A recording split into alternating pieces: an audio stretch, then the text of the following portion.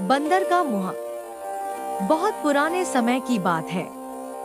पहाड़ों और जंगलों से घिरे एक छोटे से राज्य के किनारे एक घना वन था। लोग उस जंगल से डरते थे क्योंकि वहां एक अजीब प्राणी रहता था, आदमी की देह और बंदर का मुंह। उसका नाम था वीरान। वीरान का शरीर पूरी तरह इंसान जैसा था, सीधे खड़े होने वाला, मजबूत कंधे, मेहनती हाथ। लेकिन उसका चेहरा बंदर जैसा, लंबा मुंह, घनी भौहें और गहरी आंखें। उसकी माँ एक साधारण इंसान थी। कहते हैं कि एक ऋषि के श्राप और जंगल की आत्मा के वरदान से वीरान जन्मा था। माँ ने उसे बहुत प्यार दिया, लेकिन लोग उसे अपनाने को तैयार नहीं थे। गांव वाले कहते, ये अपशकुन है, इसे देखो मत, नहीं तो बुरा होगा। बचपन में वीरान जब खेलने निकलता, बच्चे पत्थर मारते। कोई उसे पानी नहीं देता, कोई पास नहीं बैठता।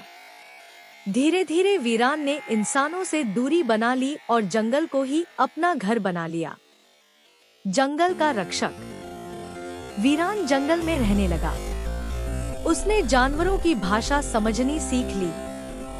बंदरों से उसे फुर्ती मिली, हाथियों से धैर्य और शेरों से साहस।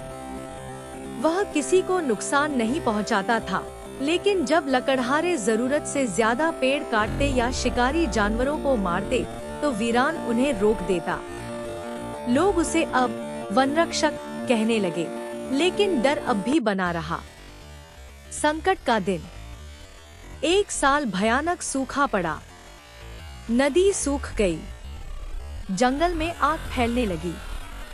आग धीरे धीरे गांव की ओर बढ़ रही थी।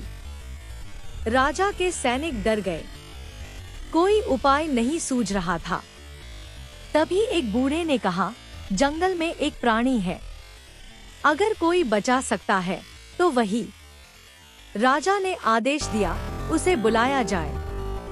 काफी समय बाद पहली बार गांव वालों ने वीरान को पुकारा। इंसानियत की परीक्षा। वीरान आया। सब उसे घूर रहे थे। कुछ लोग डर रहे थे, कुछ शर्मिंदा थे।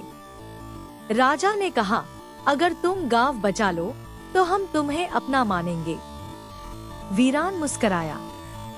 बंदर का मुंह था, लेकिन आंखों में इंसानी करुणा। वह जंगल में गया, जानवरों को एकजुट किया, हाथियों से पानी मंगवाया, बंदरों से रास्ते साफ करवाए और अपनी ताकत से आग के रास्ते रोक दिए। पूरी रात संघर्ष चला। सुबह होते होते आग बुझ चुकी थी। सम्मान की सुबह। गांव बच चुका था। लोग वीरान के पैरों में गिर पड़े। राजा बोला, आज से तुम हमारे राज्य के रक्षक हो। वीरान ने कहा, मुझे नाम या महल नहीं चाहिए, बस इतना मान लो कि मैं